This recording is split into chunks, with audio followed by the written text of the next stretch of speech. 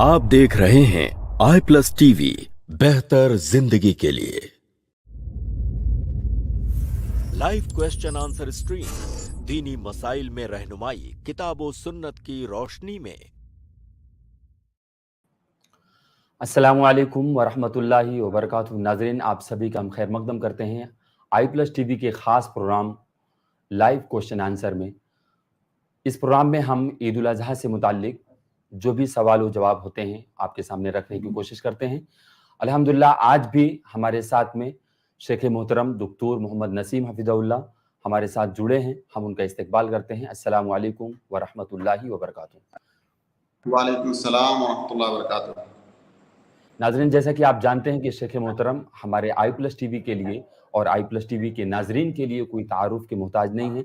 अल्हम्दुलिल्लाह आई+ टीवी पर शेख के बहुत सारे खिदमात हैं। अभी गुज़िश्ता रमज़ान में शेख ने अल्हम्दुलिल्लाह 30 दिन तक आपके सवालों के जवाबात दिए और इसके साथ में शेख मोहतरम के बहुत सारे प्रोग्राम आई+ टीवी पे रिकॉर्ड हैं और अल्हम्दुलिल्लाह आप लोगों के उसको देखते हैं और उससे फ़ायदा उठाते हैं।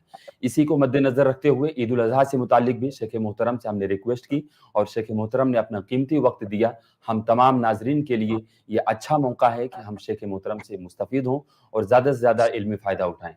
हम शेख के शुक्रगुज़ार हैं कि शेख अपना कीमती वक्त दे करके हम तमाम नाज़रीन के सवालों के जवाबात देते हैं। अल्लाह रब्बुल आलमीन आपके इल्म में, आपके उम्र में अल्लाह रब्बुल आलमीन बरकत अता फरमाए।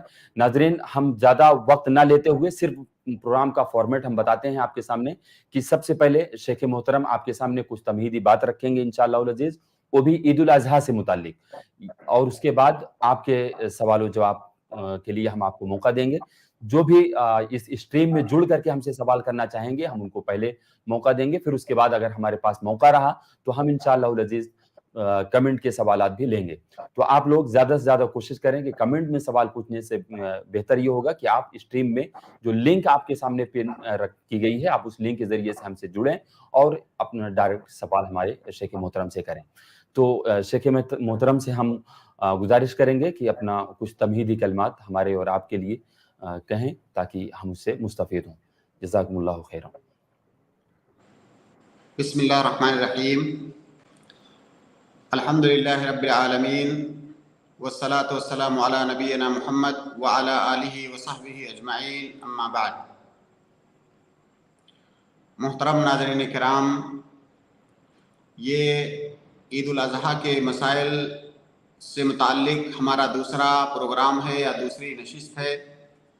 इस प्रोग्राम का मकसद ये है कि ईद उल अज़हा और कुर्बानी के मसाइल से मुताल्लिक जो भी सवालात आपके जहन में आते हैं, जो भी इश्कालात आपके पास हैं, वो इश्कालात आप यहाँ पर पेश करें और कोशिश ये की जाएगी कि आपके सामने उन सवालात का किताब व सुन्नत की रोशनी में जवाब दिया जाए और आपकी बेहतर रहनुमाई की जा सके।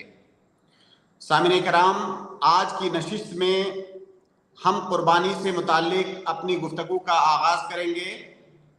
तो सबसे पहले कुर्बानी से मुताल्लिक जो चीज़ जानने की है वो ये कि ये जो कुर्बानी हम ईद उल अज़हा के अंदर करते हैं ज़िलहिज्जा के महीने में, इस कुर्बानी का हमारी शरीयत के अंदर क्या मकाम है और इसका क्या हुक्म है। क्योंकि जितनी भी इबादतें हम अल्लाह रब्बुल आलमीन की करते हैं वो इबादतें या तो वाजिब होती हैं या तो सुन्नत होती हैं। जो चीज़ें भी हमसे हमारी शरीयत तलब करती है वो चीज़ या तो वाजिब होती है या सुन्नत होती है। वाजिब का मतलब ये है कि हमारे लिए ज़रूरी है कि हम उस इबादत को करें। अगर इस्तिताअत के बावजूद भी हमने उस इबादत को, वाजिब इबादत को नहीं किया तो हम गुनहगार हैं। और सुन्नत इबादत का मतलब ये होता है कि वो इबादत हमसे मतलूब है, अगर हम उस इबादत को करेंगे तो हमें उसका अजर व सवाब मिलेगा, लेकिन अगर हमने उस इबादत को नहीं किया तो हम उसके अजर व सवाब से महरूम रहेंगे। तो सबसे पहले हम ये जानते हैं कि कुर्बानी का हुक्म क्या है हमारी शरीयत के अंदर। तो गर्चे ये मसला इख्तिलाफी है उलमा के माबैन لیکن ادلہ کی روشنی میں جو بات راجح معلوم ہوتی ہے، صحیح معلوم ہوتی ہے، وہ یہ ہے کہ قربانی کا جو حکم ہے وہ سنت مؤکدہ ہے۔ سنت مؤکدہ کا مطلب یہ ہے کہ اللہ کے نبی صلی اللہ علیہ وسلم نے اس پر استمرار برتا، اس پر مواظبت برتی، اور اللہ کے نبی صلی اللہ علیہ وسلم نے اس کو کبھی بھی نہیں چھوڑا۔ لیکن جب ہم اس کو سنت کہتے ہیں تو اس کا مطلب یہ ہوا کہ اگر کسی نے قربانی نہیں کیا تو وہ گنہگار نہیں ہے، لیکن اس کے بہت بڑے اجر و ثواب سے وہ محروم ہے۔ تو لہذا قربانی کا جو حکم ہے وہ ہے سنت مؤکدہ۔ اس کی جو سب سے بڑی دلیل ہے، اللہ کے نبی صلی اللہ علیہ وسلم کی معروف حدیث ہے قربانی کے سلسلے میں۔ اللہ کے نبی صلی اللہ علیہ وسلم نے ارشاد فرمایا کہ اذا دخلت العاشر واراد احدكم ان يضحي فلا يمس من شعره ولا وبشره شيئا۔ اس حدیث کا مطلب یہ ہے کہ جب پہلا عشرہ ذی الحجہ کا داخل ہو جائے اور تم میں سے کوئی آدمی قربانی کرنے کا ارادہ رکھتا ہو تو نہ تو وہ اپنا بال کاٹے اور نہ ہی اپنے جسم کے کسی حصے کا کوئی چمڑا کاٹے۔ اللہ کے نبی صلی اللہ علیہ وسلم نے یہاں پر ارادے کی بات کی کہ اگر کوئی آدمی قربانی کا ارادہ رکھتا ہے، اس کا مطلب یہ ہے کہ قربانی کرنا یہ حتمی اور واجبی نہیں ہے، بلکہ یہ انسان کے ارادے پر منحصر ہے۔ تو اگر کوئی آدمی قربانی کا ارادہ رکھتا ہے، اس کا مطلب یہ ہوا کہ کوئی آدمی ایسا بھی ہو سکتا ہے جو ارادہ نہ رکھے۔ لہذا اس حدیث سے علماء نے یہ استدلال کیا ہے کہ قربانی کا حکم جو ہے یہ واجب نہیں ہے بلکہ سنت مؤکدہ ہے۔ اس سے بھی زیادہ واضح دلیل قربانی کے سنت مؤکدہ ہونے کی یہ ہے کہ ابو بکر اور عمر رضی اللہ تعالی عنہما کے بارے میں مروی ہے کہ آپ دونوں بسا اوقات قربانی نہیں کرتے تھے، استطاعت کے باوجود بھی قربانی نہیں کرتے تھے۔ اگر قربانی واجب ہوتی اور حتمی ہوتی تو ایسا نہیں ہو سکتا تھا کہ ابو بکر اور عمر جیسے جلیل القدر صحابہ اس کو کبھی بھی چھوڑتے۔ اسی طرح سے ایک صحابی ہیں ابو مسعود الانصاری۔ ابو مسعود الانصاری کا کہنا ہے کہ انی لأدعو الاضحى وانی لموسر مخافۃ ان یری جیرانی انہ حتم علی۔ وہ بہت ہی وضاحت کے ساتھ بتا رہے ہیں کہ میں کبھی کبھی قربانی کرنا یہ چھوڑ دیتا ہوں جبکہ میں صاحب استطاعت ہوتا ہوں، اور میں ایسا اس لیے کرتا ہوں کہ میرے آس پاس رہنے والے لوگ کہیں یہ نہ سمجھ لیں کہ قربانی کرنا یہ واجب ہے، گویا کہ قربانی کے وجوب کی صراحت کے ساتھ وہ نفی کر رہے ہیں۔ تو صحیح بات یہ ہے کہ قربانی یہ سنت مؤکدہ ہے، لیکن اس کے سنت مؤکدہ ہونے سے کسی کے ذہن میں یہ بات نہیں آنی چاہیے کہ یہ تو بہت معمولی چیز ہے اور اس کو چھوڑ دے، کوئی بات نہیں ہے۔ میں اس سے پہلے بھی اپنے کئی پروگرام میں اس بات کی طرف اشارہ کر چکا ہوں کہ سنت کو چھوڑنے سے انسان گنہگار نہیں ہوگا، لیکن بعض صورتیں ایسی ہیں کہ سنت کو چھوڑنا یہ کفر کے درجے تک پہنچ سکتا ہے۔ جیسے اگر کوئی آدمی کسی سنت کو ہلکے میں لے رہا ہے اور کہہ رہا ہے کہ میں اس سے مستغنی ہوں، مجھے اس کی ضرورت نہیں ہے، وہ اس طرح سے اس کو چھوڑ رہا ہے کہ گویا وہ اس کا استہزاء کر رہا ہے، اس کو کوئی بہت معمولی چیز سمجھ رہا ہے۔ تو شریعت کے کسی بھی حکم کو اگر کوئی معمولی سمجھ رہا ہے یا بے نیازی کا اظہار کر رہا ہے تو یہ بات بسا اوقات کفر تک پہنچ سکتی ہے، کیونکہ شریعت کے تمام احکامات کا ماننا، ان پر اعتقاد رکھنا یہ واجب ہے ہمارے اوپر، لیکن اس کے باوجود بھی اگر کسی نے نہیں کیا تو وہ گنہگار نہیں ہے۔ لیکن اس کو ہلکے میں لینا، اس سے بے نیازی کا اظہار کرنا یا اس پر اعتراض کرتے ہوئے اس کو چھوڑنا، اگر کوئی ایسا کرتا ہے تو وہ بہت بڑے خطرے میں ہے، اس کا ایمان بھی خطرے میں پڑ سکتا ہے۔ لہذا چونکہ یہ شریعت کا حکم ہے، اس لیے ہمارے لیے ضروری ہے کہ ہم اسے آپ کو بتائیں کہ ہماری شریعت میں اس کا حکم کیا ہے. تو اس لیے یہ جاننا آپ کے لیے ضروری ہے کہ یہ سنت مؤکدہ ہے، لیکن اس کا یہ مطلب ہرگز نہیں ہے کہ آپ اس کو ہلکے میں لے کر کے اس کو چھوڑ دیں. اگر آپ اسے چھوڑ رہے ہیں تو آپ کتنے بڑے اجر و ثواب سے آپ محروم ہو رہے ہیں. اللہ کے نبی صلی اللہ علیہ وسلم کے بارے میں آتا ہے، ایک صحابی روایت کرتے ہیں کہ آپ صلی اللہ علیہ وسلم 10 سال تک مدینہ میں رہے، آپ نے کبھی بھی قربانی کرنا نہیں چھوڑا، یہاں تک کہ سفر کی حالت میں ہوتے تھے تب بھی آپ قربانی کرتے تھے. تو اس سے آپ اس کی اہمیت اور فضیلت کا اندازہ لگا سکتے ہیں. تو یہ پہلا مسئلہ ہوا کہ قربانی کرنے کا جو حکم ہے وہ سنت مؤکدہ ہے.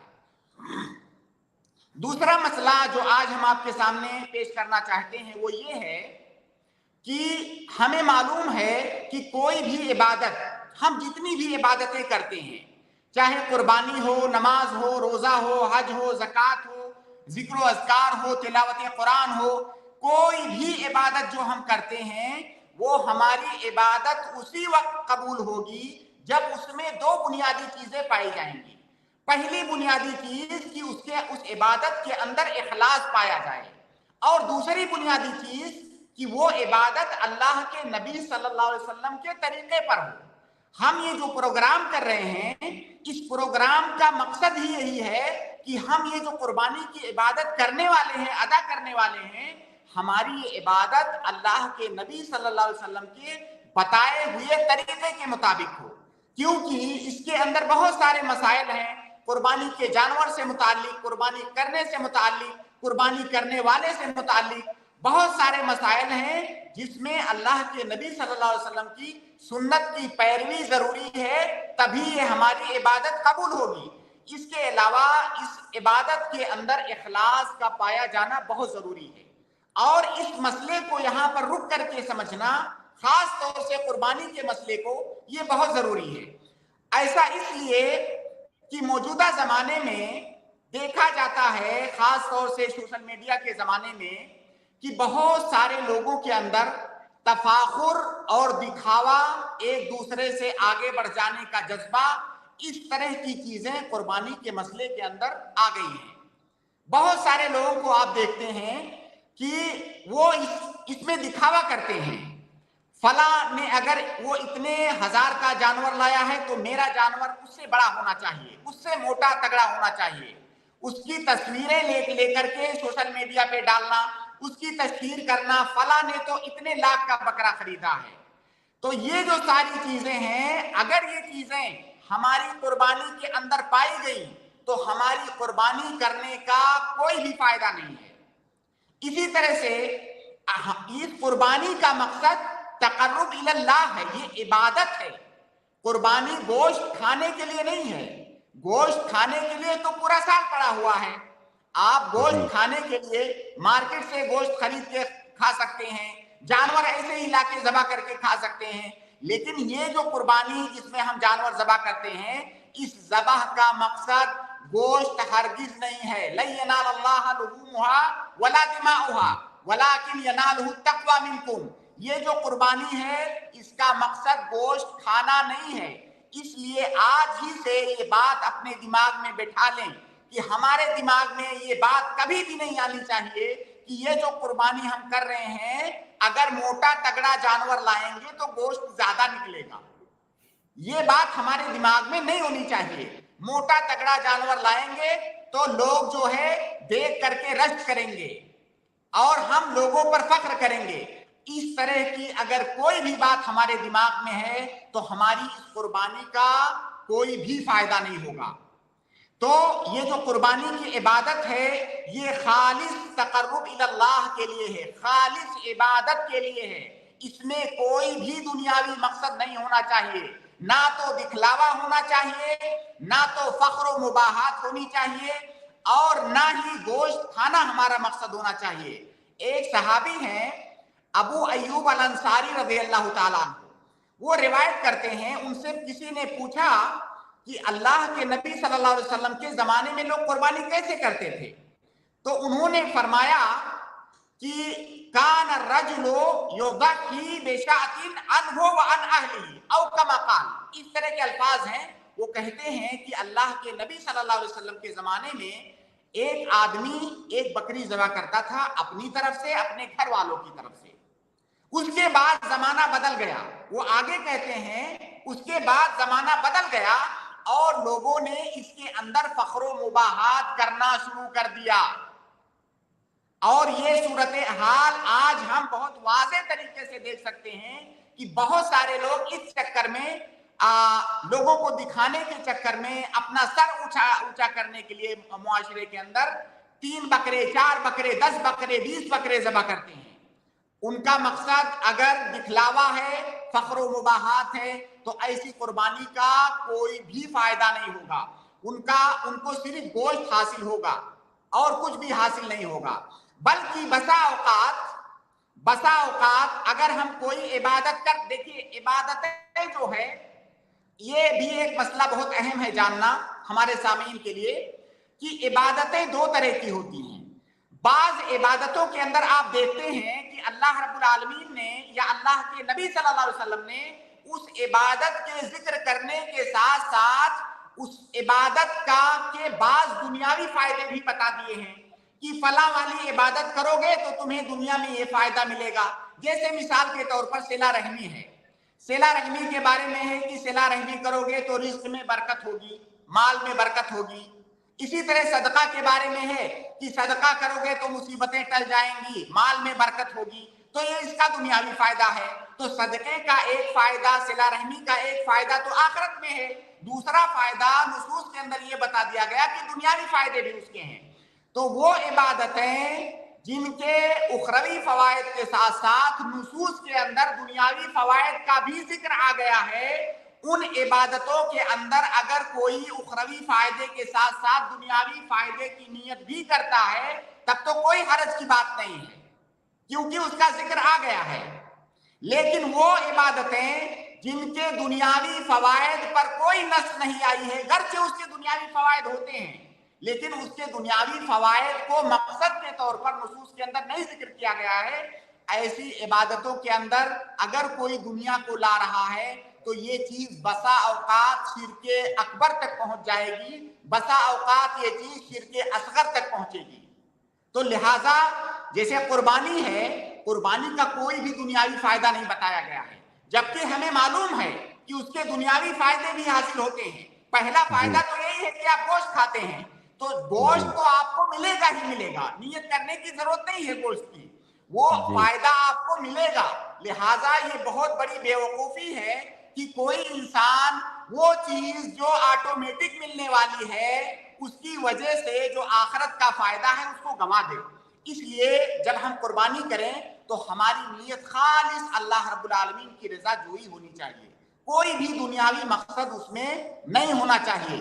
یہاں تک کہ کئی سارے علماء نے لکھا ہے کہ قربانی کرنا، ایک جانور کی قربانی کرنا یہ زیادہ افضل ہے، کیونکہ اللہ کے نبی صلی اللہ علیہ وسلم سے جو چیز مروی ہے، نبی صلی اللہ علیہ وسلم کبھی 1 قربانی کبھی 2 قربانی کرتے تھے ہمیشہ. تو بہت سارے علماء نے بتایا ہے کہ کئی قربانیاں کرنے سے زیادہ افضل ہے کہ ایک اچھا سا جانور کیا جائے، کیونکہ اس میں ریا کا امکان بہت کم ہے. لیکن بہت زیادہ جانوروں کی قربانی کرنا، اسی سے لوگوں کے اندر ریا آئی ہے. تو خلاصہ یہ ہے کہ ہماری قربانی سے ہمارا مقصد صرف اللہ رب العالمین کا تقرب حاصل کرنا ہونا چاہیے، صرف اللہ کی رضا جوئی ہونی چاہیے، نہ تو فخر و مباحات اور دکھاوا ہونا چاہیے، نہ تو گوشت کھانا ہمارا مقصد ہونا چاہیے. وہ جو دوسرے فوائد ہیں دنیاوی وہ آٹومیٹک آپ کو ملیں گے. تو یہ دوسرا مسئلہ ہے. ایک اور مسئلہ مختصر انداز میں، اگر کوئی آدمی قربانی کرنے کی نیت کرتا ہے، اس کا قربانی کرنے کا ارادہ ہے اس سال میں قربانی کروں گا، تو جب ذی الحجہ کا چاند دکھ جائے اسے اور اسے قربانی کرنے کا اس کا ارادہ ہو تو اس کے لیے ضروری ہے کہ نہ تو وہ اپنا بال کاٹے، نہ تو اپنا ناخن کاٹے، نہ تو اپنے جسم کے کسی بھی حصے کا کوئی چمڑا یا کوئی بال کاٹے یا اکھاڑے. جیسا کہ ابھی میں نے ایک حدیث کا ذکر کیا کہ جب ذی الحجہ کا پہلا عشرہ شروع ہو جائے اور کسی آدمی کا قربانی کرنے کا ارادہ ہو تو ان چیزوں سے وہ رک جائے. اور اگر کوئی ایسا کرتا ہے تو حرام کا ارتکاب کرتا ہے۔ صحیح بات یہ ہے کہ بال اور ناخن کاٹنا اور جسم کے کسی بھی حصے کا کوئی چمڑا وغیرہ کاٹنا یہ قربانی کرنے کا ارادہ رکھنے والے شخص کے لیے حرام ہے۔ لیکن یہاں پہ ایک دو پوائنٹس جاننا بہت ضروری ہے، وہ یہ کہ مان لیجئے میں قربانی کرنا چاہتا ہوں، میرا قربانی کرنے کا ارادہ ہے، تو جو یہ حکم ہے یہ صرف میرے اوپر لاگو ہوگا، میرے بچوں، بیوی بچوں پر، میرے گھر والوں پر لاگو نہیں ہوگا، کیونکہ قربانی کرنے کا ارادہ میرا ہے، قربانی میں کر رہا ہوں۔ گھر کے اپنے گھر والوں کو اس قربانی کے ثواب میں شریک کر رہا ہوں، لیکن قربانی کا مالک، قربانی کرنے والا یہ میں ہوں۔ قربانی کے اندر شراکت کا جو مسئلہ ہے وہ انشاءاللہ آگے کے دروس میں آئے گا، لیکن یہاں پہ یہ بات جاننا بہت ضروری ہے، وہ اس لیے کہ بہت سارے لوگوں میں یہ چیز مشہور ہے کہ پورے گھر والے بال اور ناخن نہ کاٹیں۔ ایسا نہیں ہے، جو شخص قربانی کر رہا ہے صرف یہ حکم اس کے اوپر لاگو ہوگا، باقی جو اس کے گھر والے ہیں وہ اپنا بال اور ناخن وغیرہ کاٹ سکتے ہیں۔ اور یہ حکم لاگو کب ہوگا؟ یہ حکم لاگو ہوگا ذی الحجہ کا چاند دیکھنے کے بعد اور قربانی ذبح کرنے تک، یہ حکم لاگو ہوگا۔ اب اگر فرض کیجئے کسی آدمی کا اس سال قربانی کرنے کا ارادہ نہیں تھا، 2-4 ذی الحجہ گزر گیا، اس کے بعد اس کا ارادہ بن گیا، تو جب اس کا ارادہ بن جائے گا اس کے بعد پھر وہ بال اور ناخن وغیرہ نہیں کاٹے گا۔ اسی طرح سے اگر کسی آدمی کا قربانی کرنے کا ارادہ ہے لیکن ابھی اس نے جانور نہیں خریدا ہے، جانور وہ بقرعید سے 1-2 دن پہلے خریدے گا، تو ایسا نہیں ہے کہ جب تک وہ جانور نہیں خریدا تب تک وہ بال اور ناخن وغیرہ کاٹ سکتا ہے۔ وہ اگر قربانی کی نیت ہے، ارادہ ہے، تو اس کے لیے ذی الحجہ کا مہینہ شروع ہوتے ہی یہ ساری چیزیں حرام ہو جائیں گی اور اس کا کرنا اس کے لیے جائز نہیں ہوگا۔ اسی طرح سے اگر کوئی آدمی کسی کو اپنی قربانی کرنے کا وکیل بنا رہا ہے، جیسے میں کسی انسان کو پیسہ دوں یا جانور دوں کہ میری طرف سے ذبح کر دینا، تو یہ بال اور ناخن نہ کاٹنے کا جو حکم ہے یہ میرے وکیل پر نافذ نہیں ہوگا، وہ میرے اوپر نافذ ہوگا، کیونکہ وہ جو وکیل ہے قربانی کا ارادہ اس کا نہیں ہے، قربانی کا ارادہ میرا ہے، تو جو ذبح کرنے والا یا میری طرف سے وکالت کرنے والا ہے وہ اس کے اوپر کوئی پابندی نہیں ہوگی، پابندی صرف اس آدمی پر ہوگی جو قربانی کا ارادہ کر رہا ہے، قربانی کرنے کی جس کی نیت ہے۔ ایک اور چیز ایک لائن میں کہ بسا اوقات کیا ہوتا ہے کہ کسی انسان کے پاس استطاعت نہیں ہے اور وہ پہلے سے ارادہ بنا لیتا ہے کہ بھئی میرے پاس پیسہ نہیں ہے، اس سال میں قربانی نہیں کر سکوں گا، اور پھر ایسا ہوتا ہے کہ بقرعید سے 1-2 دن پہلے کہیں سے جو ہے میسر ہو گیا اور اس میں پھر وہ قربانی کا ارادہ بن جاتا ہے۔ دیکھیے ایسی صورت میں ہمارا ارادہ پہلے سے بنا ہونا چاہیے کہ میں انشاءاللہ میں قربانی کروں گا، اگر بعد میں ہو سکتا ہے میسر نہ ہو، آپ نہ کر سکیں، تو اس کا فائدہ یہ ہوگا کہ آپ نے پہلے سے جو نیت کر رکھی ہے آپ کو انشاءاللہ اس نیت کی بنیاد پر اجر ملے گا اس کا، جیسا کہ صحیح حدیث کے اندر ہے کہ اذا مرض العبد او سافر كتب له مثل ما كان يعمل صحيحا مقيما۔ اس حدیث سے استنباط یہ کیا گیا ہے کہ اگر کسی عبادت کے کرنے کا بالجزم ارادہ ہو لیکن وہ عبادت کسی رکاوٹ کی وجہ سے آدمی نہیں کر سکا تو اسے مکمل اس کا اجر ملے گا۔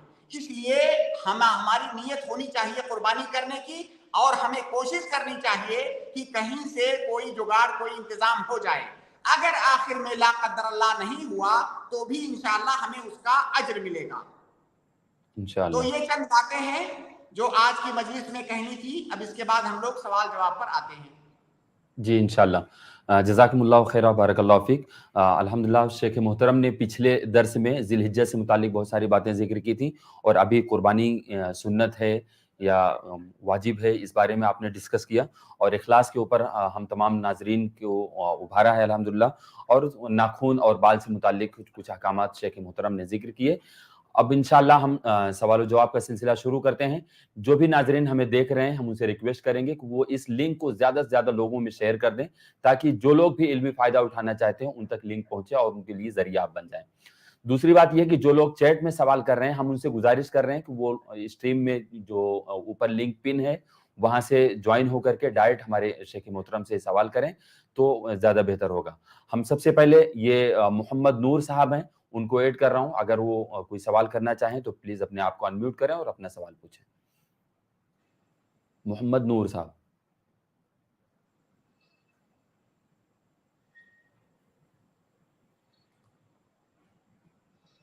लगता है भाई ऐड होकर के सुन नहीं रहे हैं मुझे।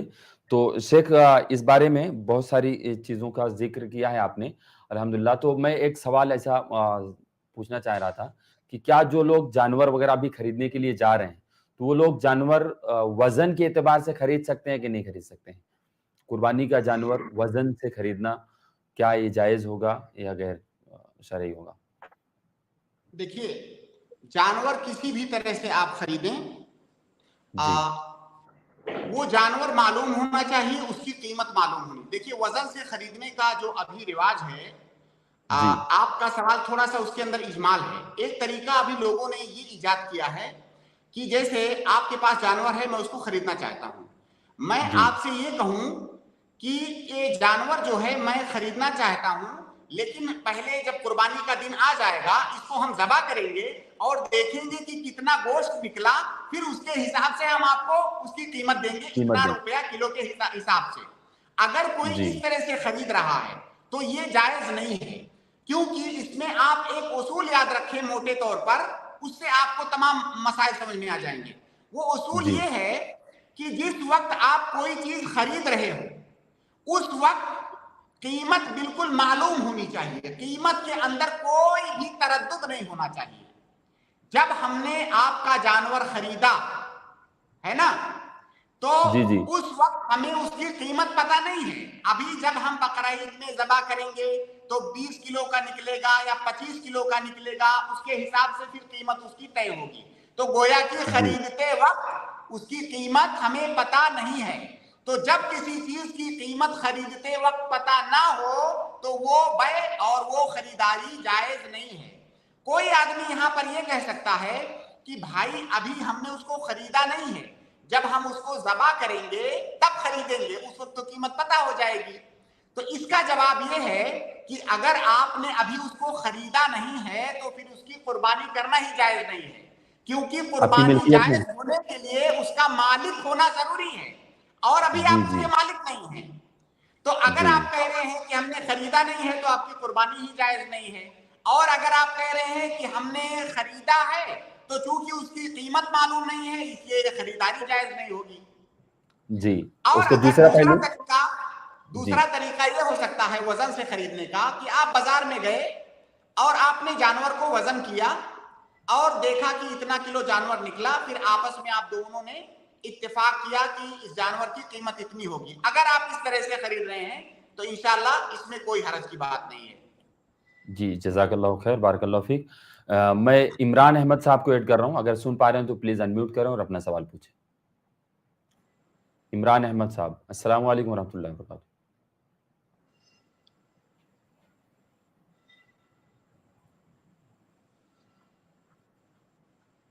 लगता है आवाज नहीं जा रही है मेरी उन तक। एक सवाल है चैट में से, क्या 3 इयर्स की बच्ची के नाम कुर्बानी हो जाएगा क्या? मतलब 3 साल की बच्ची है, क्या उसके नाम से कुर्बानी किया जा सकता है, नहीं किया जा सकता है? ये सवाल। देखिए, ये सवाल बहुत अहम है। मैं इस सवाल पर आता अपने अगले दुरूस में, लेकिन चूंकि सवाल आ गया है सामने तो इसको समझना बहुत ज़रूरी है। बहुत सारे लोगों को इसके सिलसिले में गलतफहमी है। पहली बात तो ये कि जो भी इंसान है, जो भी मुसलमान है, चाहे वो छोटा बच्चा हो, जवान हो, बूढ़ा हो, मर्द हो, औरत हो, सबकी तरफ से कुर्बानी किया जा सकता है। ठीक है, सब किसी की तरफ से भी कुर्बानी किया जा सकता है, उम्र की कोई कैद नहीं है। दूसरी बात जो ज्यादा अहम है जानना, वो ये कि बहुत सारे लोग इस बात का बहुत ज्यादा इंतजाम करते हैं कि कुर्बानी घर में किसी एक आदमी के नाम करते हैं। इस साल वालिद साहब के नाम हो गया, अगले साल वालदा साहिबा के नाम, उसके अगले साल बीवी के नाम, बच्चे के नाम, अलग अलग लोगों के नाम से हर साल कुर्बानी करते हैं। یہ اس لیے ہے کہ اللہ کے نبی صلی اللہ علیہ وسلم کی سنت جو ہے قربانی کے سلسلے میں، اس سے عدم واقفیت کی بنیاد پر قربانی کا صحیح طریقہ، ہم یہ نہیں کہہ رہے کہ یہ طریقہ ناجائز ہے، یہ طریقہ بھی صحیح ہے، لیکن افضل اس سے بہتر طریقہ کیا ہے کہ آپ جب قربانی کریں تو جو گھر کا مالک ہے وہ اپنی طرف سے اور اپنے پوری فیملی کی طرف سے، پورے گھر والوں کی طرف سے وہ نیت کرے، سارے لوگ اس میں شامل ہو گئے، آپ کسی کو خاص مت کیجئے، قربانی آپ کر رہے ہیں، اس کے بعد اب آپ اپنی بیوی، بچوں، والدین جو بھی آپ کے ساتھ رہتے ہیں، پوری فیملی کو شامل کیجئے، اور تو سارے لوگ اس کے اجر کے اندر شریک ہوں گے۔ ہر سال الگ الگ لوگوں کے نام کی تعین کرنا یہ ضروری نہیں ہے۔ بہت سارے لوگ سمجھتے ہیں کہ قربانی کسی ایک آدمی کے نام ہو سکتی ہے۔ بھائی قربانی کرنے والا آدمی کوئی ایک ہے، وہ اپنی پوری فیملی کو اس میں شامل کر سکتا ہے، تو آپ کے لیے ضروری نہیں ہے کہ آپ کی جو 3 سال کی بچی ہے اس کے نام قربانی کریں۔ قربانی آپ کر رہے ہیں، اس کا اجر آپ پورے گھر والوں کو ملے گا، آپ سب کی نیت کریں، جیسا کہ اللہ کے نبی صلی اللہ علیہ وسلم کیا کرتے تھے۔ آپ ضحى النبی صلی اللہ علیہ وسلم بکبشین املحین اقرنین، وہ جو لمبی حدیث ہے اس کے اندر آیا ہے کہ اللہ کے نبی صلی اللہ علیہ وسلم نے جب ذبح کیا تو کیا کہا کہ اللہ تعالیٰ یہ میری طرف سے اور میرے گھر والوں کی طرف سے، سب کی طرف سے۔ اسی طرح سے جو حدیث ابھی میں نے تھوڑی دیر پہلے ذکر کیا ابو ایوب انصاری کی، وہ کہتے ہیں کہ ہمارے زمانے میں، اللہ کے نبی صلی اللہ علیہ وسلم کے زمانے میں، ایک آدمی ایک بکری ذبح کرتا تھا اپنے پورے گھر والوں کی طرف سے، تو اس کو التشریک فی الثواب کہا جاتا ہے، ثواب میں سارے لوگوں کو شامل کرنا۔ تو ایک آدمی کی تعین کرنا یہ نبوی طریقہ نہیں ہے، نہ تو صحابہ کرام کا طریقہ ہے۔ قربانی آپ کیجئے، آپ کے پورے گھر والوں کو آپ اس میں شامل کیجئے۔ ہر سال الگ الگ نام کا سلیکشن کرنا یہ نبی صلی اللہ علیہ وسلم کا طریقہ نہیں ہے۔ اور یہ اگر اس کا نقصان کیا ہے؟ مان لیجئے آپ نے نیت کیا کہ اس سال میں اپنی فلاں بچی جو 3 سال کی ہے، یہ قربانی اس کی طرف سے، آپ نے صرف یہی نیت کیا، اب جو پورے گھر والے ہیں وہ ثواب سے محروم ہوں گے، کیونکہ آپ نے جو نیت کیا ہے اسی کا اجر آپ کو ملے گا۔ آپ نے نیت مکمل طور سے اس بچی کی طرف سے کیا، اس کو اجر ملے گا، دوسرے گھر والوں کا کیا ہوگا؟ آپ سب کی نیت کیجئے کہ یہ قربانی میرے پورے گھر والوں کی طرف سے۔ جی یہی میں سوال پوچھنے جا رہا تھا کہ اگر اس بچی کے نام سے اگر کر رہے ہیں تو کیا گھر والوں کو ثواب ملے گا کہ نہیں ملے گا؟ اس کے اہل میں شامل ہوں گے کہ نہیں؟ باقی لوگ آپ کی نیت میں نہیں ہیں تو کیسے ان کو اجر ملے گا؟ اگر آپ کی نیت ہی میں نہیں ہے باقی گھر والے تو کیسے اجر ملے گا؟ جی جزاک اللہ خیر، بارک اللہ فیک۔ میں ریسرچ اسکالر کر کے بھائی جڑے ہوئے ہیں، میں ان سے ریکویسٹ کر رہا ہوں کہ اگر سن پا رہے ہیں تو انمیوٹ کریں اور اپنا سوال پوچھیں۔ ریسرچ، السلام علیکم۔ وعلیکم السلام ورحمۃ اللہ وبرکاتہ۔ حضرت میں کرناٹک سے بلانگ کرتا ہوں، میرا جو سوال تھا تھوڑا سا ڈفرنٹ سائڈ سے۔ جی فرمائیں آپ۔ مطلب میرا جو سوال ہے یہ آج کے موضوع پہ، اس موضوع پہ نہیں تھا، میرا سوال یہ تھا کہ جو تھوڑا شرک بدعت کے ٹاپک پہ تھا، اگر آپ لوگ اس چیز کو وضاحت کرتے تو بہتر ہوتا۔ کون سی بدعت آپ نے کہا؟ ہاں، جو یہ آج کل کے جو نوجوان جو تعویذ لٹکاتے ہیں گلے میں، تو یہ لٹکانا جائز ہے کیا صحیح حدیث سے؟ بہت زیادہ آواز میں ایکو ہے آواز۔ تعویذ، وہ تعویذ کے بارے میں سوال کر رہے ہیں۔ جی جی جی جی وہ تعویذ کے بارے میں سوال کر رہے ہیں۔ تعویذ لٹکانا یہ شرک ہے، اس کو تمیمہ کہا جاتا ہے، حدیث کی زبان میں اس کو تمیمہ کہا گیا ہے۔ اللہ کے نبی صلی اللہ علیہ وسلم کی حدیث ہے کہ جس نے تمیمہ لٹکایا، تعویذ لٹکایا، اس نے شرک کیا۔ تو اس میں دو ٹوک انداز میں جواب یہ ہے کہ یہ شرک ہے، یہ جائز نہیں ہے، کسی بھی طرح سے کوئی گنجائش نہیں ہے۔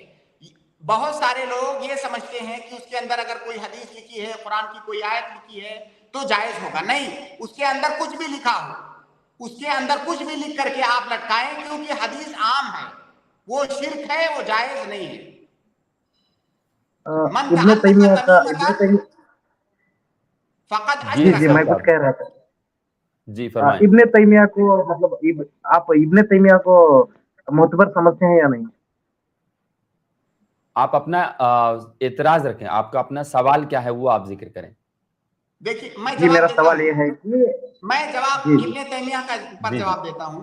जी इब्ने तैमिया और इब्ने तैमिया की तरह से इस उम्मत के अंदर हजारों लाखों उलमा हैं, हम सबको मोतबर समझते हैं, सबको मोतबर समझते हैं, लेकिन मोतबर समझने का ये मतलब हरगिज नहीं है कि उनकी कोई भी बात हम आंख बंद करके उसको ले लेंगे। कोई भी आलिम दीन, अल्लाह के नबी सल्लल्लाहु अलैहि वसल्लम के सिवा इस उम्मत के अंदर कोई ऐसा नहीं है कि जिसकी बात को आंख बंद करके ले लिया जाए। हर आदमी की बात को दलील की बुनियाद पर, दलील के तराजू पर तौला और परखा जाएगा, फिर उसे लिया जाएगा। तो ये जो सवाल है आपका, ये सवाल इंतहाई गलत है कि फला आलिम को मोतबर समझते हैं कि नहीं। आप शायद मैं इससे इसलिए ये पूछा साबित करना चाहते हैं कि आप बार बार इब्ने तैमिया की बात करते हैं और इब्ने तैमिया ने ऐसा कहा है। इब्ने तैमिया मोतबर हैं, बल्कि इस उम्मत की जो चोटी के उलमा है, चोटी के उलमा उसमें है इब्ने तैमिया जी रहमुल्लाह। लेकिन इसका ये मतलब हरगिज नहीं है कि इब्ने तैमिया ने जो कुछ भी कह दिया। ये देखिए, हमारा मनहज, अहले हदीसों का मनहज, ये शख्सियत परस्ती नहीं है। ये बात किसने कहा है ये अहम नहीं है, ये बात की दलील क्या है ये अहम है। जी रिसर्च भाई। मेरा और एक सवाल था। जी अ, सूर्य अज़ाब की आयत है, आयत नंबर 6, अन्नबिय्युना औला बिल मुमिनीन मिन अनफुसिहिम व अज़वाजिहिम उम्माहातुहुम बोल के। शायद आप मुझे सुन रहे हैं?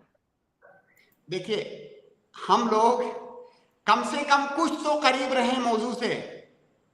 जी जी ये जी मेरा ना ये तो सवाल तफसील का आप दर्ज है। नहीं जी नहीं रिसर्च मेरा ये भाई। आखिरी सवाल है, प्लीज आप वजाहत करें। मैं बहुत दिनों से इस मतलब सवाल को लेके थोड़ा परेशान हूँ।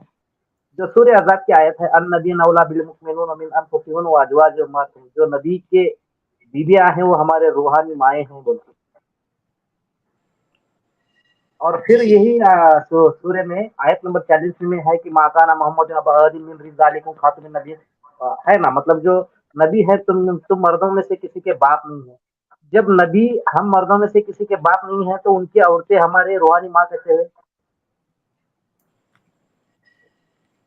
देखिए, आप बताइए कि क्या उस आयत के अंदर जिसमें अज़वाजे मुतहरात को माँ कहा गया है, क्या हमारी विलादत उनके बतन से हुई है?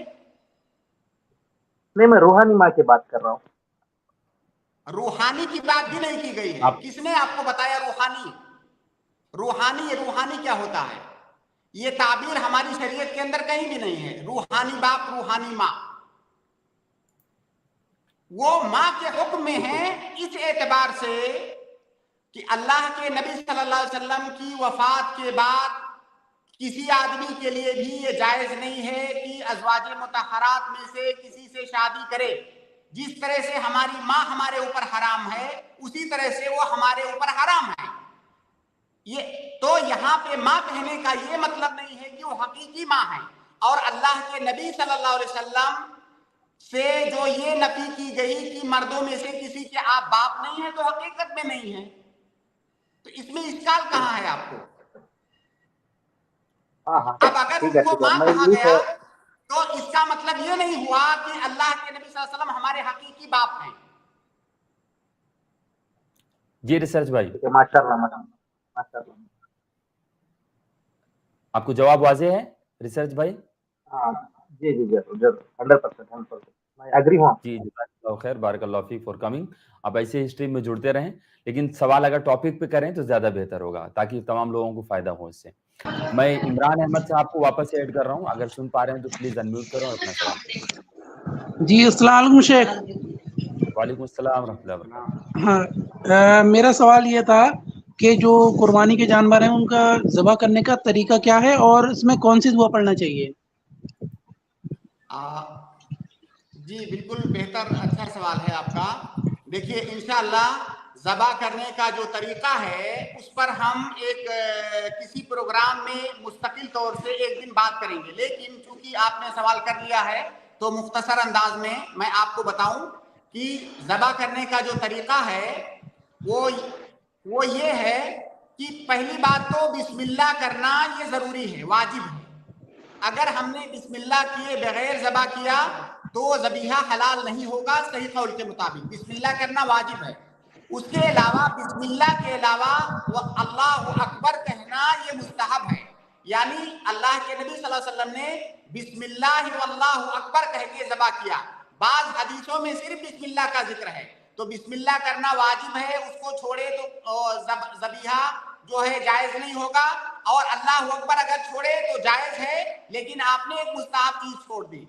जो ज़बा करने का तरीका ये है कि जानवर को ज़मीन पर आप लेटा दें, या तो दाएं करवट या बाएं करवट। दाएं और बाएं करवट में से कोई एक जरूरी नहीं है।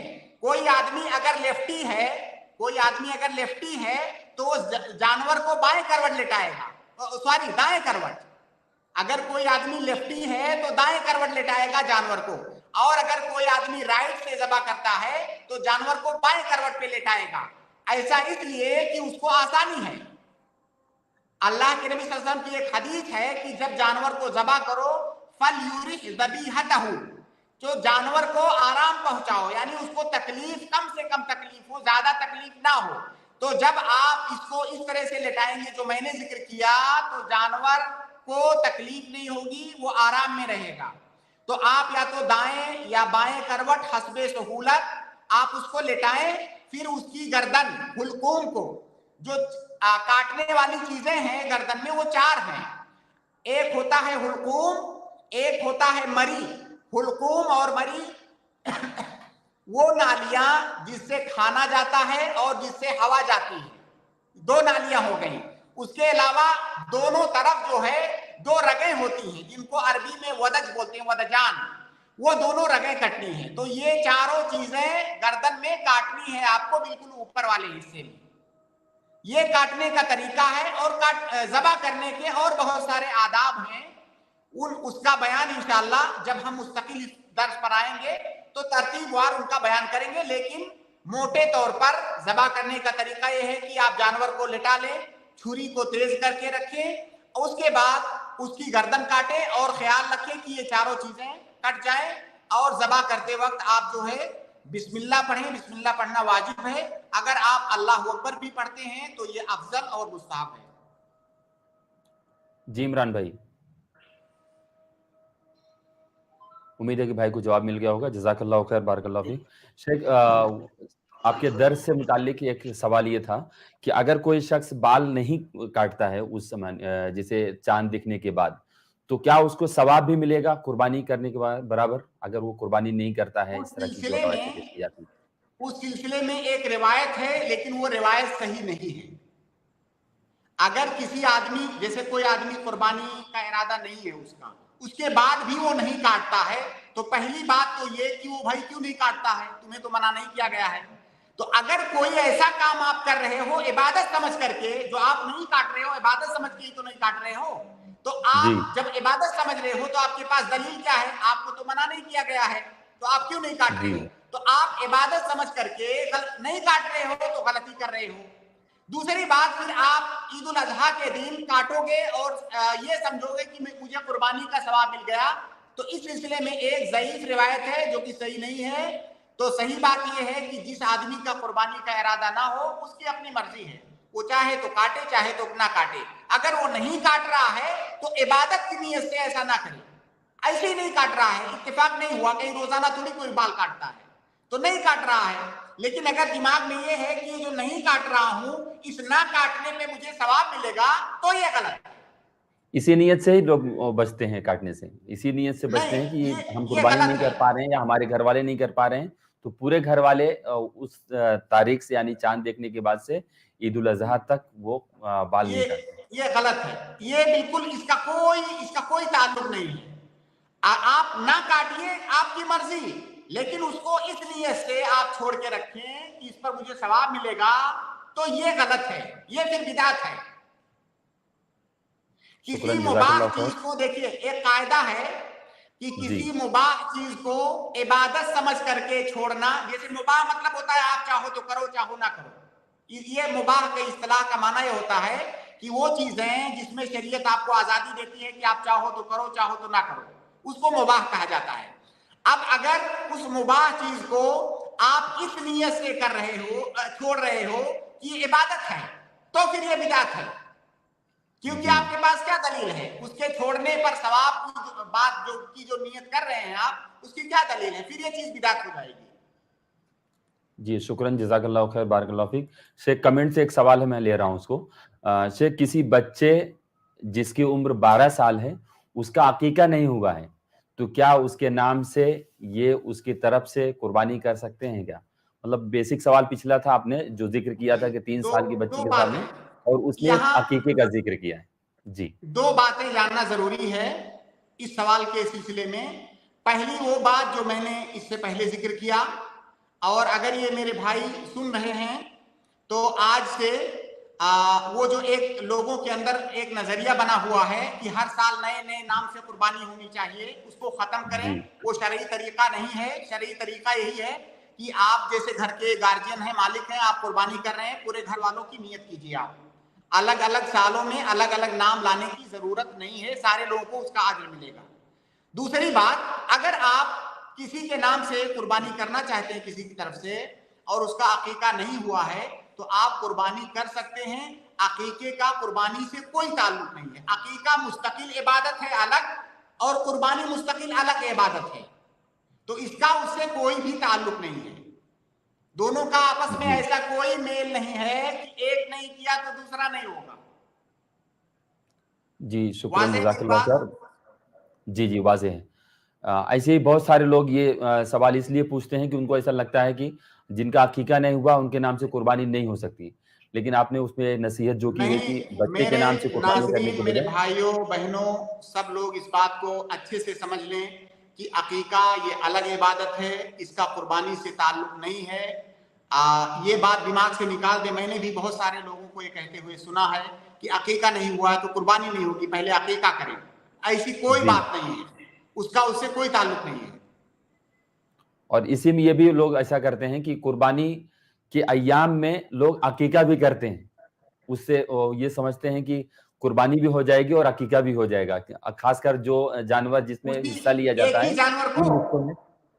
जिस जानवर में हिस्सा लिया जाता है, उसी जानवर में ये तस्वुर किया जाता है कि एक बड़ा जानवर ले लेते हैं, उसमें कई हिस्से होते हैं, तो कुछ हिस्सा हम अकीका के लिए कर लेते हैं, कुछ हिस्सा हम कुर्बानी के लिए कर लेते हैं। ऐसा भी एक तस्वुर पाया जाता है हमारे समाज में। देखिए, इस सवाल में थोड़ी सी तफसील है, अगर वक्त इजाजत दे तो मैं उसको बयान करूं। जी जी जी। देखिए, इस सवाल की 2 सूरतें बन सकती हैं। एक सूरत यह है कि आपके पास एक बकरा है, एक बकरा, उसको आप कुर्बानी करना चाहते हैं। अब आप ये नियत करो कि ये कुर्बानी भी है और फला वाला मेरा बच्चा जिसका मैं अकीका नहीं किया था उसका अकीका भी है, दोनों एक साथ। अगर आप ऐसा कर रहे हैं तो ये जायज नहीं है।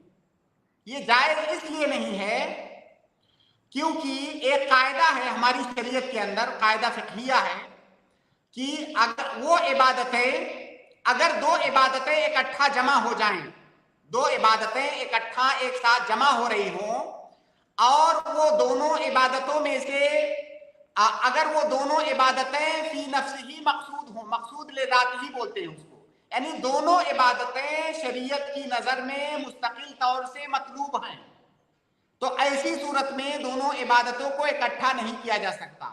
जैसे कोई आदमी ज़ोहर की नमाज पढ़ना चाह रहा है, उसकी मान लीजिए सो गया, ज़ोहर की नमाज छूट गई।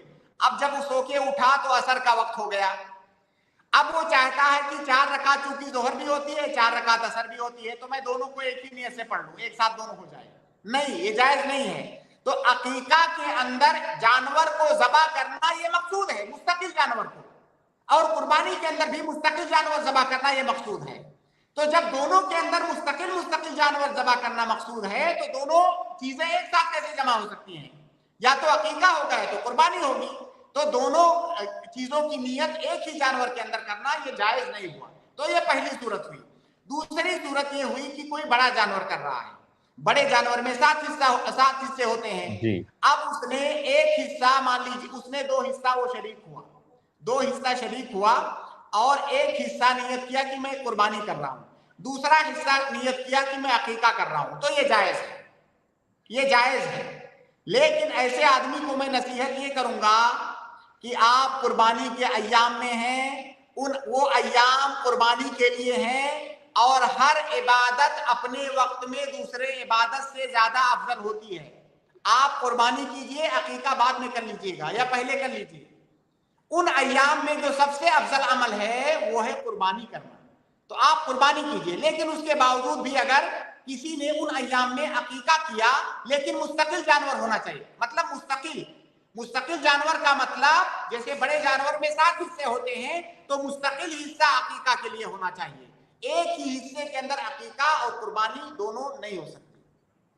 जी शुक्रन, जज़ाकल्लाह खैर, बारकल्लाह फीक। बहुत सारे लोग जैसे उमर भाई जुड़ रहे थे, उनका डिवाइस कनेक्टेड नहीं है, प्लीज़ वो अपने डिवाइस को कनेक्ट करें। और एक दूसरे भाई भी जुड़ रहे थे, उनका भी डिवाइस कनेक्ट नहीं था, तो वो अपने डिवाइस को चेक कर लें। मैं अब्दुल कादिर भाई को ऐड कर रहा हूँ, अगर सुन पा रहे हैं तो प्लीज़ अनम्यूट करें और अपना सवाल पूछें। अस्सलाम वालेकुम रहमतुल्लाहि व बरकातुहू। वालेकुम अस्सलाम रहमतुल्लाहि व बरकातुहू। जैसे मैं कुर्बानी का इरादा किया हूँ और उसमें अपने जी। घर वालों को भी शामिल, जैसा हजरत बता रहे थे अभी, तो घर वालों को तो भी नहीं काटना चाहिए, क्योंकि जब वो लोग को भी शामिल हमारा करने का इरादा है, उन लोग को भी मालूम है कि हम उनको शामिल करेंगे। तो बाल और नाखून के बारे में जिक्र करें। हदीस हाँ, के जो हाँ। अल्फाज हैं, थोड़ा सा एक दफा फिर हम उस पर गौर करते हैं। जी। अल्लाह के नबी सल्लल्लाहु अलैहि वसल्लम की हदीस के जो अल्फाज हैं, इदा दखलतिल अश्र व अरादा अहदुकुम अन युदही, जो कुर्बानी करने का इरादा रखता हो, तो कुर्बानी आप कर रहे हैं, आपके घर वाले नहीं कर रहे हैं। आप अपने घर वालों को सवाब में शरीक कर रहे हैं। देखिए, कुर्बानी में शराकत की 2 किस्में होती हैं। एक होता है मिल्कियत में शराकत, एक होता है सवाब में शराकत। शराकत समझ रहे हैं कि नहीं? जी भाई, कह रहा हूं अब्दुल कादिर शराकत भाई, का मतलब शराकत समझ रहे यानी हैं, शरीक होना, साझेदारी। उसमें शामिल होना। कुर्बानी जी। में साझेदारी 2 तरह की होती है, एक है मिल्कियत में साझेदारी, एक है सवाब में साझेदारी। तो आपके जो जी। घर वाले हैं, वो आप उनको सवाब, अजरो सवाब के अंदर शरीक कर रहे हैं। वो कुर्बानी के मालिक नहीं है, कुर्बानी करने वाले वो नहीं है, कुर्बानी करने वाले आप हैं। जी जी जी। और ये हुक्म उस आदमी के लिए है जो कुर्बानी करने का इरादा रखता हो। तो आपके घर वाले कुर्बानी नहीं कर रहे हैं, कुर्बानी का इरादा आपका है, आप अपने घर वालों को शरीक कर रहे हैं सवाब के अंदर। तो लिहाजा ये हुक्म आपके लिए होगा, आपके घर वालों के लिए नहीं, क्योंकि वो लोग कुर्बानी नहीं कर रहे हैं, कुर्बानी करने वाले आप हैं। भाई आप बताइए, एक ही जानवर को कई लोग कुर्बानी कैसे करेंगे? एक जानवर को तो एक आदमी कुर्बानी करेगा ना। तो कुर्बानी जी, करने जी। वाले आप हैं, आप उस दूसरे लोगों को सवाब में शरीक कर रहे हैं कि अल्लाह ताला ये इस कुर्बानी के सवाब में हमारे घर वालों को भी शरीक फरमा। तो सवाब में इंशाल्लाह शरीक होंगे, वो लोगों को सवाब मिलेगा आपकी कुर्बानी करने की वजह से, लेकिन मिल्कियत में वो शरीक नहीं होंगे। जी, वाज़े है जवाब अब्दुल कादिर भाई? वाजे है जवाब। मैं कैफ अली को ऐड कर रहा हूँ, अगर सुन पा रहे हैं तो अनम्यूट करें और अपना सवाल पूछें।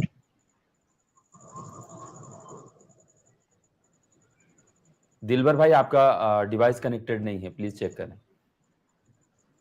कैफ अली लगता है सुन नहीं पा रहे हैं। शेख, एक सवाल मैं कमेंट से ले रहा हूँ, अहम सवाल है। शेख, लड़कियां कुर्बानी का जानवर ज़बह कर सकती हैं क्या, अगर किसी को शौक हो तो? अगर किसी को शौक हो, क्या कोई लड़की जानवर ज़बह कर सकती है? बिल्कुल कर सकती हैं, बिल्कुल बिला शुबहा कर सकती हैं, लेकिन शौक के साथ साथ तरीका भी मालूम करना होगा।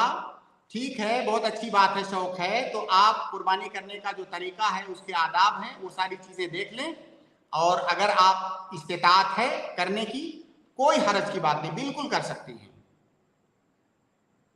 जी, इसी से मिलता जुलता एक सवाल ये है शेख, क्या 12 साल से 15 साल के बच्चा कुर्बानी के जानवर को ज़बह कर सकता है? ज़बह करने से मुतालिक सवाल है। जी बिल्कुल, देखिए अगर वो बच्चा इतनी ताकत है उसके अंदर कि वो ज़बह कर सकता है, तो कर सकता है, कर सकता है।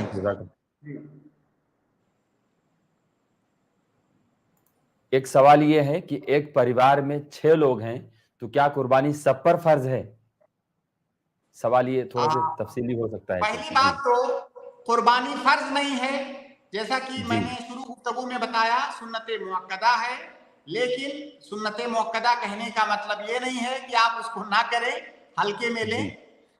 लेकिन चूंकि ये शरई हुक्म है इसलिए आप जानिए इसको, कुर्बानी फर्ज नहीं है, सुन्नत मुअक्कदा है। दूसरी बात ये कि घर के जितने अफराद हैं सबके लिए करना ये मशरू नहीं है कि हर आदमी करे। देखिए अल्लाह के नबी सल्लल्लाहु अलैहि वसल्लम का तरीका आप देखिए, मैंने शुरू में इस बात की तरफ इशारा किया कि ये इबादत है, इसमें हमें कोशिश करनी चाहिए कि एक एक कदम पर हम नबी की सुन्नत को फॉलो करें। अल्लाह के नबी सल्लल्लाहु अलैहि वसल्लम की जो अज़वाज थी, कभी भी नहीं साबित है कि अल्लाह के नबी सल्लल्लाहु अलैहि वसल्लम की मौजूदगी में उन लोगों ने कुर्बानी दिया हो। हमेशा अल्लाह के नबी सल्लल्लाहु अलैहि वसल्लम कुर्बानी करते थे, हालांकि वो अज़वाज इस बात पर कादिर थी कि दे सकती थी। तो सुन्नत तरीका ये है कि जो घर का गार्जियन है कुर्बानी वो करे, बाकी घर वालों को उसमें शरीक करे। लेकिन अगर घर का कोई फर्द कुर्बानी कर रहा है, अलग से करना चाहता है तो कर सकता है, कोई हरज की बात नहीं है। जज़ाकल्लाह खैर, बारकल्लाह फीक। मैं कैफ अली को दोबारा ऐड कर रहा हूं, अगर सुन पा रहे हैं तो प्लीज अनम्यूट करके अपना सवाल पूछें। उमर फारूक साहब, आपका डिवाइस कनेक्टेड नहीं है, आप अपना डिवाइस चेक करें प्लीज। कैफ अली, अस्सलाम वालेकुम। सुन पा रहे हैं आप? वालेकुम अस्सलाम व रहमतुल्लाहि व बरकातहू। शेख, मेरा सवाल है, जो आदमी कभी कभी नमाज पढ़ते हैं उसका हिस्सा कर सकते हैं कुर्बानी में? जो कभी कभी नमाज पढ़ते हैं क्या उनका हिस्सा ले सकते हैं कुर्बानी में? जी देखिए, जो आदमी कभी कभी नमाज पढ़ता है उसको तो सबसे पहले समझाइए। हम लोग इससे पहले भी कई बार गुफ्तगू कर चुके हैं इस मसले पर कि नमाज छोड़ना इतना खतरनाक है, जानबूझकर नमाज छोड़ना, कि बहुत सारे उलमा ने उस पर कुफ्र का फतवा लगाया है और उसकी दलीलें भी बहुत ज्यादा कवी हैं। तो इसलिए ऐसे आदमी को आप समझाएं कि आप बहुत बड़े खतरे में हैं, आपका ईमान खतरे में है, आप कुफ्र में जा सकते हैं। तो आप उसे समझाएं कि वो नमाज की तरफ लौट आए। बाकी जहां तक शरीक करने की बात है, इंशाअल्लाह आप उसको कर सकते हैं। जो अगर नमाज छोड़ना जितना भी बड़ा गुनाह है, उसका गुनाह उसके ऊपर है, आप उसको शरीक कर सकते हैं। जी जी, शुक्रन, जज़ाकल्लाह खैर, बारकल्लाह फीक फॉर कमिंग। आप ऐसे ही हमारी इस टीम में जुड़ते रहें। मैं सुहेल राजा साहब को ऐड कर रहा हूं, अगर सुन पा रहे हैं तो प्लीज अनम्यूट करें और अपना सवाल पूछें।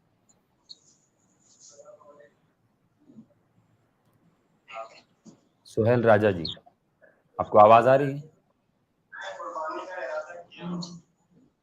जी, आवाज आ रही है।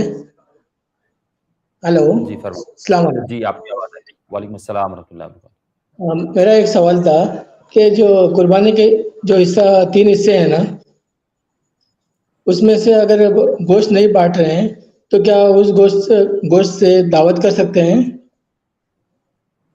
वही देखिए, जो कुर्बानी का जो गोश्त है उसका मसरफ जो है, कुरान और हदीस के अंदर 3 मसरफ बताया गया है। उसका भी जिक्र इंशाल्लाह आगे और भी तफसील से शायद आए। पहला ये है कि आप उसको खाइए, खाना उसका पहला मसरफ है। दूसरा मसरफ ये है कि उसको जमा करके रखिए, बाद में अपने इस्तेमाल में लाइएगा, है ना। तीसरा मसरफ ये है सदका करना। सदका करना जो दूसरों को देना, चाहे आप किसी गरीब को दें वो भी सदका है, किसी अमीर को दें वो भी सदका है, दूसरे को देना सदका कहलाता है। तो ये 3 मसरफ है। तो जो खाना है और जमा करना है ये वाजिब नहीं है।